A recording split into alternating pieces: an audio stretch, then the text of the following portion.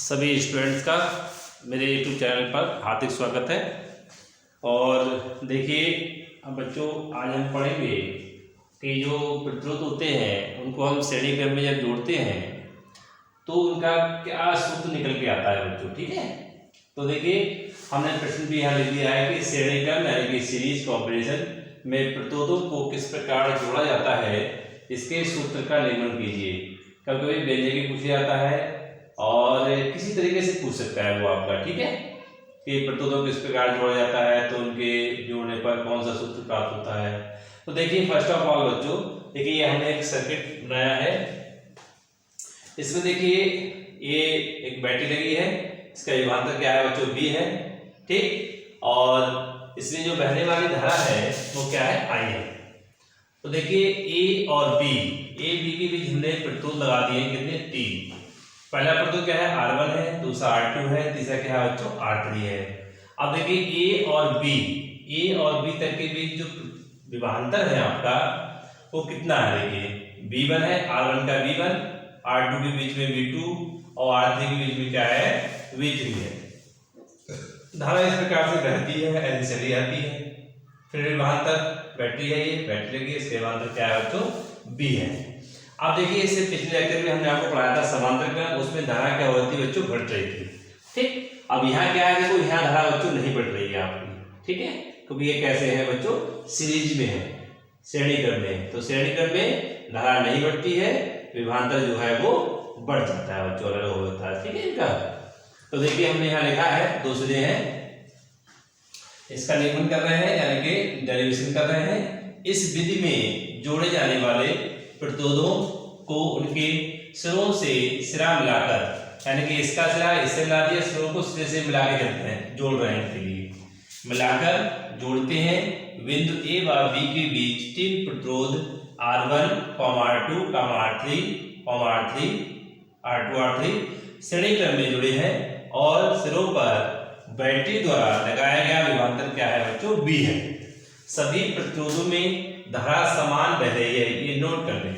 ठीक, अब देखिए हम अलग अलग निकालेंगे। पहले विभवांतर निकालेंगे हम इस प्रतिरोध का, फिर इसका, फिर R3 का। तो देखो यहाँ लिखा है हमने बच्चों,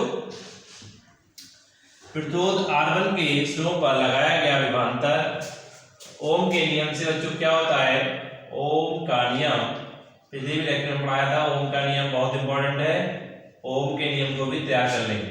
क्या होता है ओम का नियम बच्चों, V बराबर IR। ठीक, देखिए R1 तो V1 जब निकालेंगे R1 की जगह तो क्या आएगा, IR1।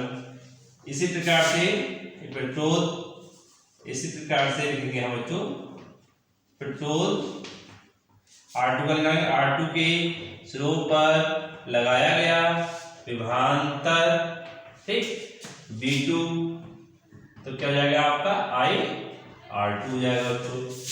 अब प्रतिरोध R3 की बात करेंगे, किस सिरों पर लगाया गया विभवांतर V3 का क्या आएगा आपका, IR3। ठीक, अब देखिए इस सिरे का जो प्रतिरोध बनाया गया बच्चों, इस पर कुल विभवांतर कितना है बच्चों, B है। क्या है, V है। तो लिख देंगे सिरों के बीच कुल विभवांतर, सिरों के बीच कुल विभवांतर B बराबर V1 प्लस V2 और प्लस V3, कुल विभवांतर। तो V बराबर, अब देखो बच्चों हम यहाँ से V1, V2, V3 की वैल्यू पुट कर देंगे। V1 क्या है आपका, IR1 और V2 कितना है, IR2 और ये आपका V3 है IR3। अब देखिए सभी में ये I जो है, धारा सभी में क्या है बच्चों, समान है यानी कॉमन है। तो क्या है कि R1 प्लस R2 और प्लस R3। अब देखिए जो B है, इस I है, इसके अपॉन में ले आएंगे बच्चों हम। ठीक, देखो इसको हम कहाँ कर लेते हैं, इसको हम बच्चों इधर कर लेते हैं। ठीक, पहले हम V और अपॉन में I लेके आएंगे बच्चों। तो यह क्या बचेगा आपका, R1 प्लस R2 और प्लस R3, ठीक, R3। अब आप O के नियम जानते हैं, अगर हम इसको B/I कर दें बच्चों, जो क्या मिल जाएगा आपका, प्रतिरोध मिल जाएगा R। तो जो B/I है बच्चों, इसको क्या लिखेंगे हम, R लिख लेंगे। क्या लिख लेंगे, R। तो R इक्वल टू क्या जाएगा आपका, R1 plus R2 plus R3। तो R1 प्लस R2 और प्लस R3, ठीक। ये आपका इस सूत्र का श्रेणी क्रम का निगमन है। तो यहाँ लिख देंगे श्रेणी क्रम का सूत्र। श्रेणी क्रम का क्या है, ये सूत्र है, ये फार्मूला है, ठीक। अब देखो हम फिर से आपको बताते हैं, ये R3 है बेटा, अच्छा R3। देखो बच्चों यहाँ से श्रेणी क्रम, इसका निगमन देखो, हमने चित्र बनाया था बच्चों, इसमें 3 प्रतिरोध लगे हैं, R1 R2 R3, A और B के बीच में। सभी का विभवांतर कितना है, R1 का V1, R2 का V2 और R3 का V3। और इसमें जो बहने वाली धारा है वो क्या है बच्चों, समान है, लेकिन विभवांतर क्या है बच्चों, बढ़ गया है अलग अलग, ठीक।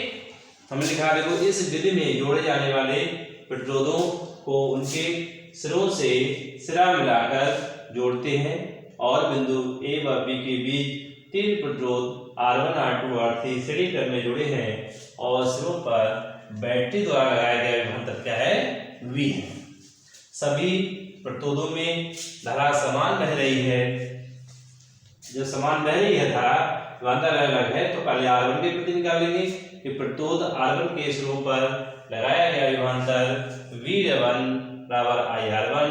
इसी प्रकार से V2 निकालेंगे हम IR2, और तीसरा प्रतिरोध है R3 का, तो बिल दिया हुआ क्या आएगा, IR3।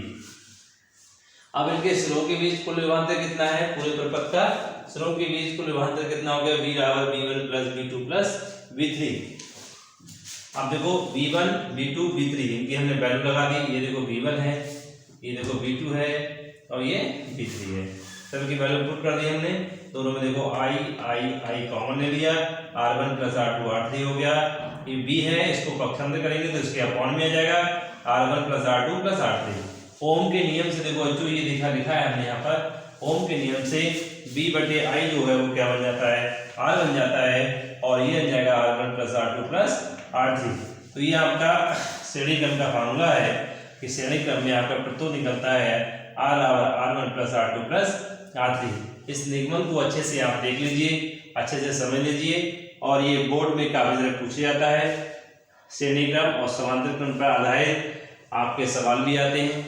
हमने पिछले लेक्चर में जो इस परिपथ से संबंधित सवाल आते हैं, लगभग 4-5 सवाल हमने कराए थे, और इसी प्रकार से मैं परिपथ संबंधित और भी सवाल लेके आऊँगा। अच्छे से हमारी वीडियो देखते रहिए, सभी दोस्तों को शेयर कीजिए, किसी का भला हो जाए हमारी वीडियो देखने से, और सभी को हार्दिक शुभकामनाएं हैं। धन्यवाद।